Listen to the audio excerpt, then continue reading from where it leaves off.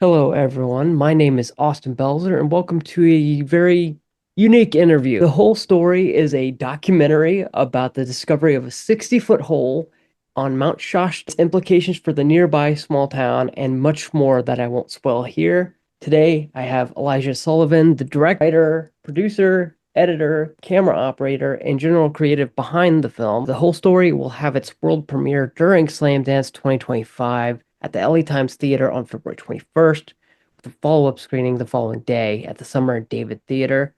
I know that was a long intro, Elijah, but welcome. Thank you. Thank you for having me. And Is it? for copy editors out there, it's not WHOLE, it's HOLE. Thank you. Uh, Yeah. um, because I keep correcting myself in my mind every time I come across the film. I'm like, oh no, whole story. But then I have a Yeah. second where I'm like, wait, no, no. It's literally Yeah. about a hole. So, Yeah. I debated other titles, but none of them really stuck, and everybody was excited about this one. And that's kind of how people referred to it around town, the story itself, the incident itself. So I kind of couldn't get away from it, and I'm sorry I didn't think of a better one. I mean, you've got a competition at South by Southwest. There's a surfers documentary where it's just talking about like butts for like four words of the title are like just relating to butts. Oh, okay. Yeah. But So, not holes. but not holes. Okay, Not good. holes. Then they can have Got, butts. you've got the whole market Yeah. covered, pun intended.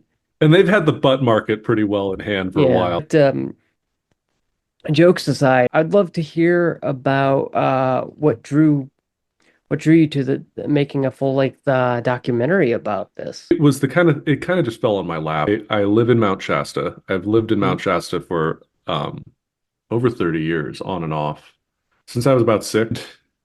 It just came up in a conversation with a friend of a friend one night when we're sitting around having wine, and we were telling stories, our weirdest stories, and she had the doozy of the night in telling us that she knew somebody. Her and her ex-boyfriend had met this guy in a bar who was a friend of her boyfriend.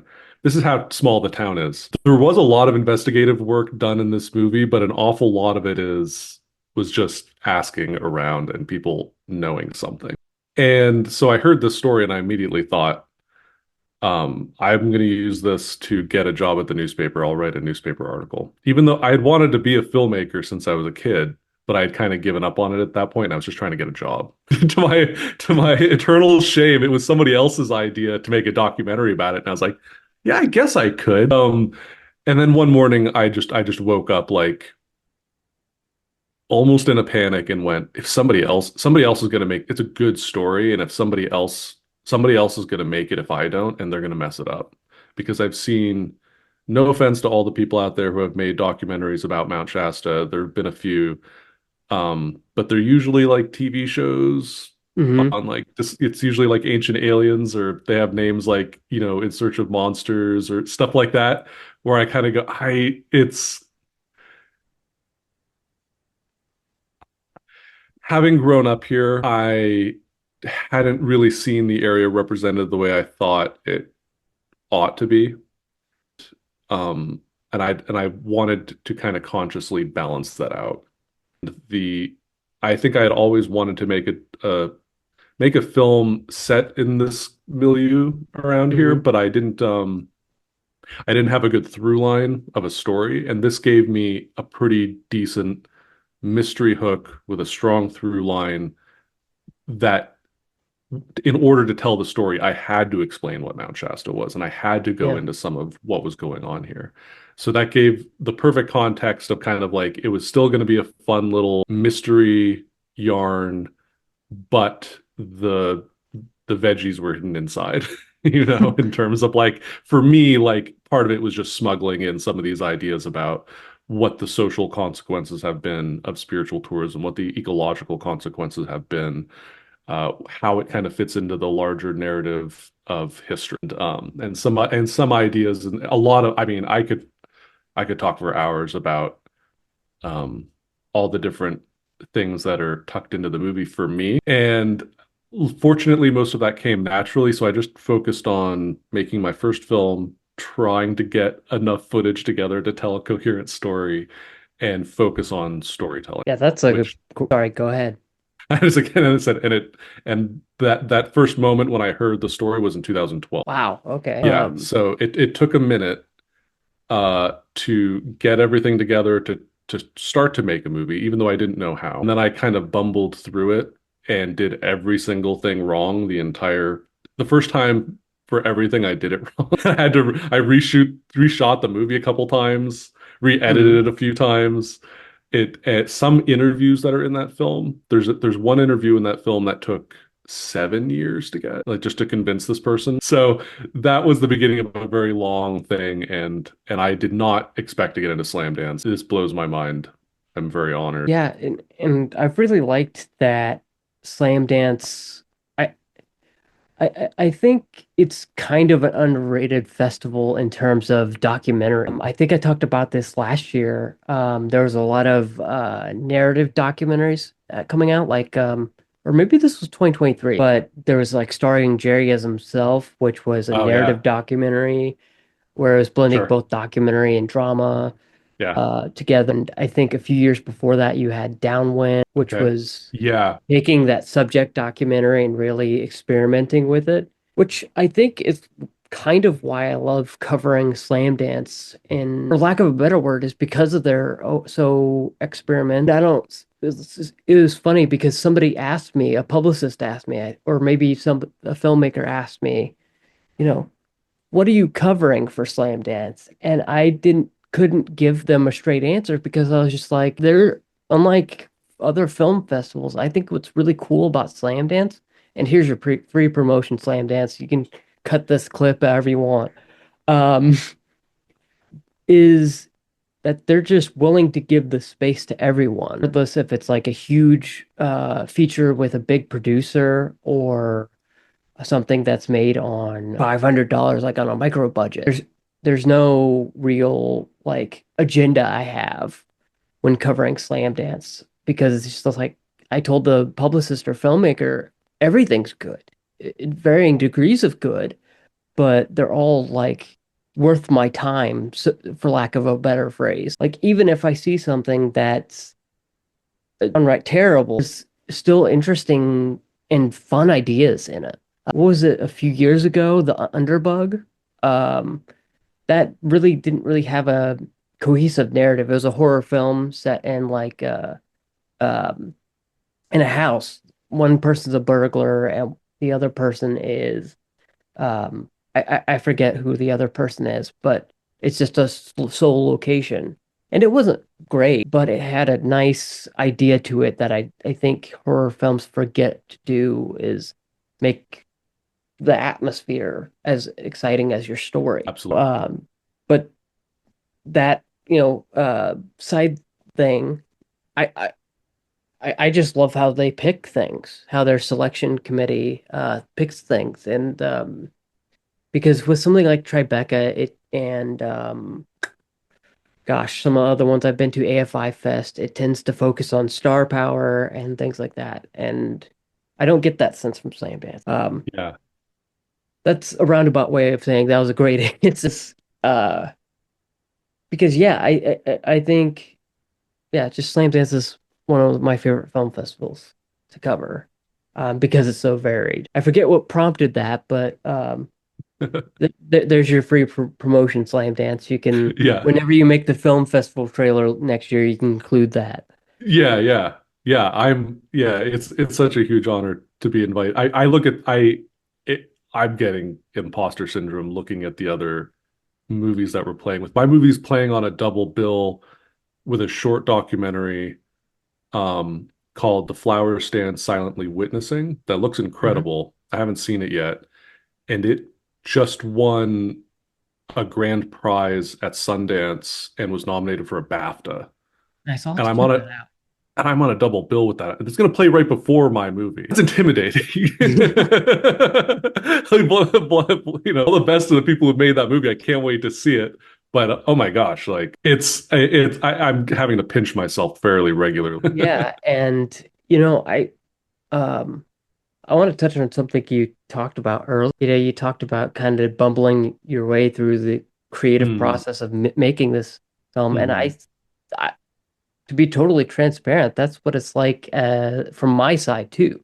Yeah, You it's talked a little bit about, me reviewing The Damned, or I think why I like doing these interviews is because it I think interviews are kind of a lost art. No shade to well, a little shade to Entertainment Tonight and all the hangout style interviews. I love those, but I think we forget about cinematographers and the art of filmmaking and how hard it is. And I think the more we talk about how difficult it is and kind of shed light on like, hey, here's how you make a film, I think it's of my opinion that it leads to audiences picking things like, oh, hey, this may not, like I was talking about earlier with good ideas in bad films. They might, take a chance on something like El Conde. That was uh a Pablo Larraín film yeah. last year, I think. Bad film, great idea. Same thing with the new Nosferatu. Yeah, I haven't Anyhow, seen it yet, but yeah. it'll be on Peacock this week, I think. Yeah, I'll watch it when I get back. I Yeah, his movies look amazing, but I have trouble with some of the content or lack thereof. No yeah, shade to Robert Eggers. He's no obviously a shade. massively better director than I'll ever be, but I mean, sometimes I'm like, I won't say anymore. Um, but yeah, and to kind of go back on something we talked about, I mentioned earlier you're wearing a lot of creative hats in this movie. What is it? Director, producer, editor, camera We can operator. Most days it was a solo act. Most days I was doing everything. I was wearing every hat. There were a few days I credit a co-cinematographer, Audie Mhm. Carlisle, who's one of the few other local filmmakers here, and she would sometimes come and I could delegate cinematography to her, especially on like some of the two camera shoots when we did two camera Mhm. interviews, which weren't very many, but I think those ended up being a lot of the stronger ones. She was able to be there, so I think it's about 20 minutes of the movie she shot. Almost all of the B-roll shots are me. It took an incredibly long time. Some of the shots, like I wanted a shot of a lenticular cloud. That took years to get the Oh, right I shot of the imagine. right lentic. They happen all the time, but you have to be ready and they'll disappear after a few minutes. So you see one and you're like, "Oh, you get your camera and you go and you get in position, you set up and it's gone." So that took years. There were shots in the movie where I there's one shot earlier in the film that took me 3 days to get the shot. And because it was a combination of, an outdoor shoot where I needed the light to fall on this path. And it took a little while to figure out where to set up my slider and what lens to use and wait till realize that the light wasn't going to fall where I wanted it to that day and then scout it out and come back and try a couple things and finally land on that shot. And then there were other days where the light was doing something magical. So I just go to a location and do 100 camera setups in an hour and just try to get enough for one sequence where the light is beautiful and it's going to match. So it was it was like one long experimental film that I tried to make it pretty accessible when I edited it, but it was definitely a lot of just fly by night, make it up as you go along type stuff. But also there were a lot of specific things that I wanted that took a very long time to get. The interviews took a long time to get. Editing took a really long time. As you've seen, the movie is almost has sort of distinct movements to it, and some of Yeah, those, like the middle section of the movie, I shot the bulk of that 7 years ago, and it took a while. That could have been a whole movie to itself. That guy, Steven Sindoni, I could have made a whole documentary just about that one guy. So there were times where I love editing, but there were times where I wish I had an editor because it was a me lot of too. work. It's and a producer and a sound person and times for a day I'll have somebody holding the microphone, but most of the time it was just me and I had to every single one of those, if the sound had been bad, I'd be sunk. If the editing had been bad, and maybe they are, but if one of those points fails, the movies sunk, and I had to, and each one of them is the type of thing where somebody makes that their entire career to be excellent at that. And when you see a film, you're seeing a movie where it's a team of people who are all great at their job, who each nailed their department to make something watchable. And I had to kind of live with the fact that maybe I was stronger at some things than others, and then just had to really push to get the other things up to a level where they'd at least pass minimum bar, you know? Yeah, oh, I know. I 100% like I'm like, does this look good? I've been working on it for this edit for 4 hours. I think I should Yeah. probably stop. Yeah. And you quickly lose objectivity on it. Yeah. You have to Imagine, walk yeah. away, come back. Yeah, and imagine editing the same sequence for 7 years. This is why I'm not a film editor. I Well, edit I my don't. own videos, and even then I'm like, okay, this 15-minute video, Yeah, I'm done. I just need to get it out and done. yeah, and all of this gets easier with money. I never had any money. When people ask how much it cost, I usually say $1,000, but it might not have cost that. It might have been maybe 600, 700, somewhere like that. I didn't Which spend is anything rare. on it. And I can see why, because when I think back on it, how many times I had to be lucky, I had to hear about this story. I had to have several different breaks in the story at various points. At one point, I was going to give up. I was on Facebook chatting with a friend, and she's saying, "So Hmm. how's your movie going?" And I'm like, "Well, I don't know if I'm ever going to get an interview with one of the culprits in the case." And I don't want to spoil anything for anybody, but I'm sitting there saying, I think it's time for me to give up. And then a Facebook chat pops up from a stranger saying, "Hey, are you the guy who's making that movie? I have a story to tell you." Literally, as I'm saying, I think I give up. And that person was the guy who's most of the last third of the movie. Wow. Yeah. I never would have found that guy if he hadn't reached out to me. So I got lucky so many different times along the way. And then of course the odds of getting into Slamdance astronomically low, you know. So, this is the festival that everybody wants to get in, and I almost feel guilty that like I took a slot from somebody, and I can't objectively evaluate my own movie very easily. So I'm like, oh, I hope Yeah. I deserve this. Because this is there are a lot of people out there who didn't get in, and there's some amazing movies out there. Oh, amazing. Like Amazing movies out there. it's why, like I said earlier, I just end up saying yes to 90% of the emails I get from people, Oh, yeah. unless it's just like clearly not something a fit or Yeah. anything like that. 90 You're just too, times. yeah. Yeah, I don't say no ever. Yeah.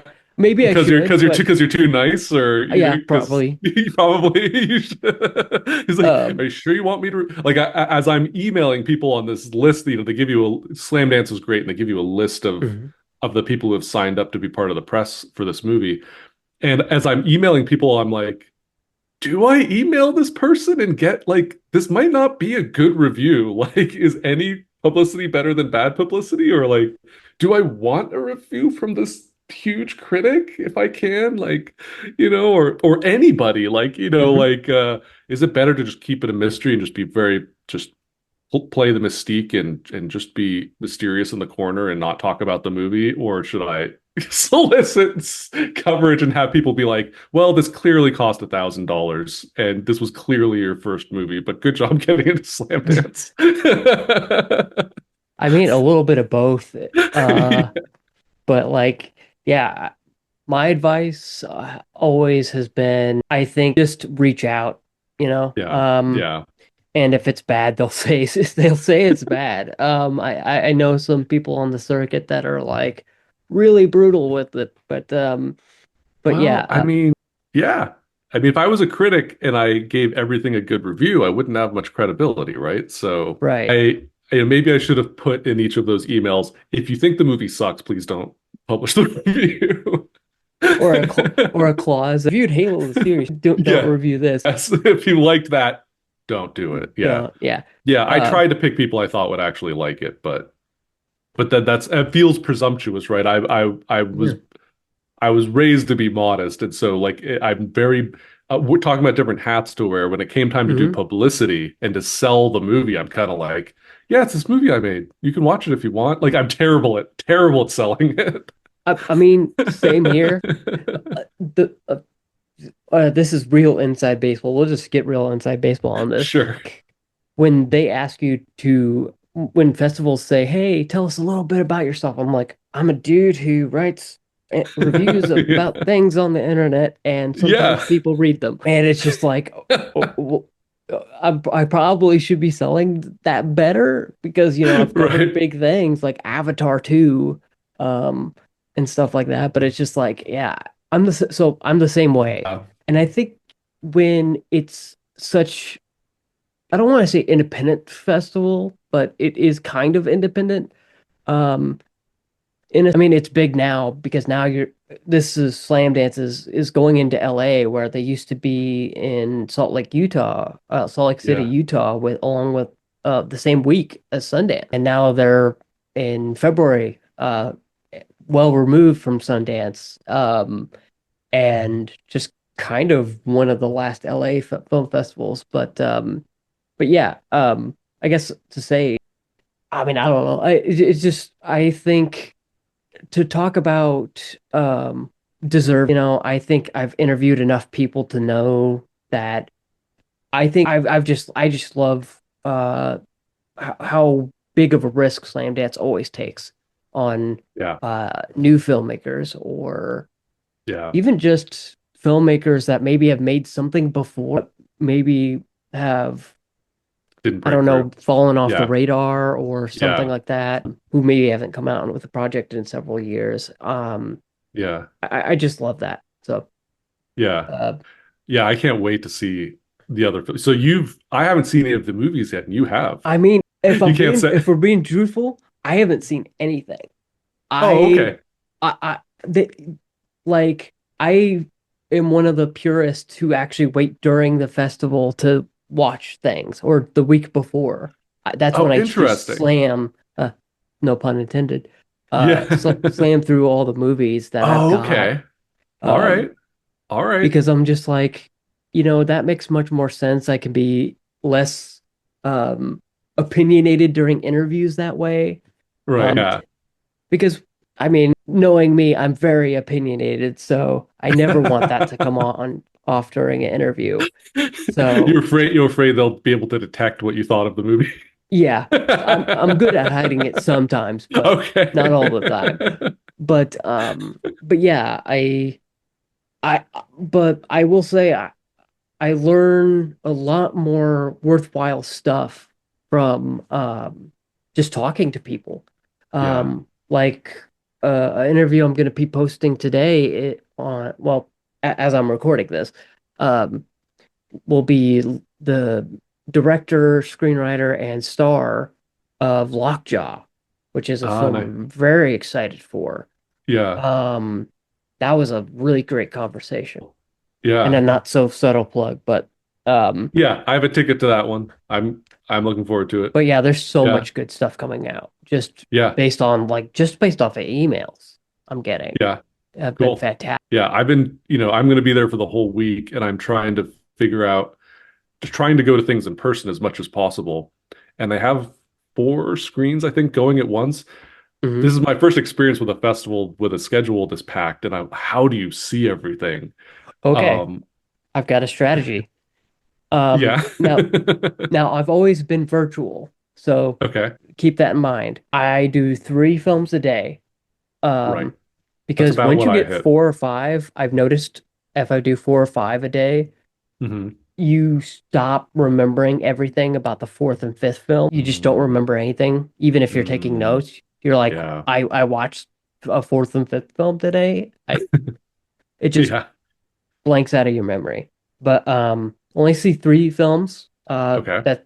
That includes, unless you're doing a short film block, then Right. just see the entire block that day, and then um see as much shorts on that day as possible. Okay. But only see 3 features a day. Eat a lot. Eat more than you think, actually. Because of all the Because calories that your brain's gonna burn. Yeah. And lots Got of it. coffee and water. Yeah. And comfortable shoes, I've heard, are Uh, are a lifesaver.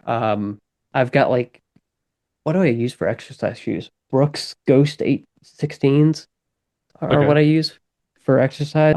But yeah, that That's Okay. been all of my things I've learned. Um, and also have like a lot of downtime, at least 2 hours of downtime. In Um, between. at the end of the day, Oh, um, yeah. just relax, to just be silent. Um, because when you're going for, I don't know, what, a week, Yeah. it's your brain turns into mush by the third day if you don't Okay. give yourself some uh time to just really step back. Yeah, I feel like that's going to be hard for me because my film plays on the I guess like the first day is mostly like an opening night movie and Hmm. gala. So my movie plays on the first full day and then that second day. And I have a feeling that after that, I'm just going to be just trying to recuperate. Probably. I'm Yeah, going to be sitting probably. in the theater, just coming down from my panic attack for the next 4 days. In the interest of being honest, that's me Yeah. during the first 5 minutes of the interview. It's just Oh, really? Oh, 5 minutes before, panic attack, and right. then 5 minutes in, I'm locked Yeah. in. It's a little bit like that when I'm shooting interviews too, where like one of the nice things about wearing so many hats is I can be Hmm. busy setting up the camera and I'm like, oh, hold on a sec, I need to change Yep. lenses until just keep tinkering with things until I'm like ready Yeah. mentally. But Yeah. um, let's see. So I guess the big question would be, what would you hope? Like, do you want to talk about upcoming projects that you're Hmm. like audiences? What do you hope audiences take away? I'd love to hear any of that. Yeah, I'm hoping that the movie's going to spark some conversation, especially around here because we've been kind of stuck in this spiritual tourism as a way of, like a Hmm. strategy. And I think the movie explains why I feel ambivalent about that. And then I hope it just goes on to like live on, some streaming app like Tubi and just be a nice little midnight movie for people to find. Unironically, Tubi is the best. Like It I is. watched Yeah. the 40s era Superman Oh yeah. cartoons like that Cool. played in front of movies during World Yeah. War II Yeah. on We're also there. going to see that. Just Yeah. a camera rip. Somebody like recorded them or something like that, Yeah. just on Tubi. Cool. But yeah, Yeah. Yeah, I when I was making this movie, all nice things to say about the people who make documentaries for Netflix and things like that, but I had to stop watching them because yeah. that's not the kind of movie I'm making.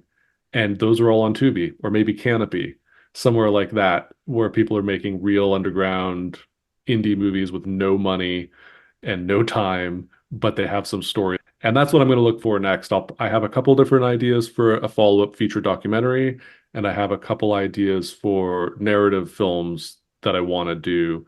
And I guess it's just going to be a bake-off of which one I get through prep on first. Yeah. Yeah. And then I want to follow up on that because you talked about spiritual tourism and Uh-huh. other. Um, and by the way, I agree with you on the documentary thing. I had to stop covering Netflix documentaries because they became so formulaic. But I guess my questions Yeah. are like, what do you think about spiritual tourism for one? And then kind of I'd love to hear your thoughts on like the documentary landscape and how true crime has become its own genre and kind of Ah, market. those are both huge subjects. With spiritual tourism, I would say like obviously everybody should have all the freedom in the world to explore their spirituality and their imaginations and travels.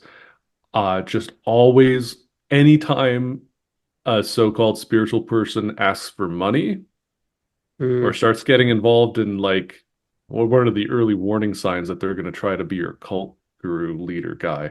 Like they get involved in your life a little bit too much and they get a little controlling. I mean, please look for those red flags. Please listen to your friends when they say look out for that person. There are a lot of people around here who have just learned how to grift the folks who come here looking for a spiritual experience. And then the true crime scene, wow. One of the things I loved about this particular story is it's not a violent. I love a good mystery, but almost all the documentaries I could find were about somebody getting murdered or, something really horrible happening to somebody, which are important films to make, but can kind of be wearing. after a while. And so I'm glad. I don't know if I could have made a movie over this long of a span of time if it had been about a murder. That would Hmm. have been maybe someday, but um, the true crime scene, it has kind of become an industry. There is kind of a cookie cutter approach to a lot of them. I tried to make this movie accessible without being too relying. Yeah, well, thank you for all those answers, Yeah, and for taking the time to talk about the whole story. Well, thank you, Elijah, for taking the time to talk about the whole story. You enjoyed this interview. Love it if you stayed tuned for more Slam Dance and South by Southwest 2025 interviews over the course of the next 2 months. Once again, the whole story will be shown during Slam Dance 2025 at the LA Times Theater on February 21st, followed by a second screening the following day at the Summer and David Theater. But yes, thank you again, Elijah, for taking so much time to talk to me. Yeah, and I hope people see the whole story at Slamdance, either virtually or in person. I'd love people to actually come up to you and say hi in person. But me too. yeah, Yeah, yeah. yeah. You can find me on Blue Sky, Facebook, Instagram, and Threads under my username, Austin B Media, as well as my Discord and Patreon community chat. Speaking of Patreon, if you'd like early access to this next interview or more exclusive content, head on over to patreon.com/AustinBMedia. For just $3 a month, you get 48-hour early access to my reviews, podcasts, interviews like this one, and articles, plus patron-only channels on my Discord. The $10 a month tier, you'll unlock uncut podcast episodes, exclusive episodes, and more. If you enjoyed this interview, stay tuned for more Slam Dance and South by Southwest 2025 interviews. Until next time.